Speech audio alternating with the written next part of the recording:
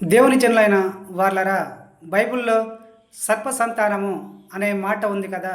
దానికి అర్థం ఏమిటి అంటే, సర్ప సంతానం అంటే సర్పానికి పుట్టిన వాళ్ళు అనియే అర్థము. అంతేగాని సర్పం తెలివితేటలతో, సర్ప మనస్తత్వంతో జీవించటము అని కానే కాదు. మరి ఆ సర్పము ఎవరు అంటే, ఒకప్పుడు దేవుని రాజ్యంలో ప్రధాన దూతగా లూసిఫరే ఆ సర్పంగా మారింది. దేవునికి వ్యతిరేకంగా పాపం చేసినందుకు, దేవునికి వ్యతిరేకంగా తలంచినందుకు. ఆ లూసిఫర్ ఈ భూమి మీద గెంటి వేసిన తర్వాత పాతాళంలో దేవుడు ఆ లూసిఫర్‌ని సర్పరూపాన్ని ఇచ్చి అక్కడ దాని సింహాసనం మీద కూర్చోపెట్టాడు. నరులైన వాళ్ళు శారీరకంగా భార్యాభర్తలైన వాళ్ళు శారీరకంగా కూడుకున్నప్పుడు వారి మనసుల్లో బంధించబడ్డ సర్పం కూడా శారీరకంగా కూడుకుంది. నరులైన వాళ్ళకి సంతానం కలిగినట్టే సర్పానికి కూడా కలిగారు అని అర్థము.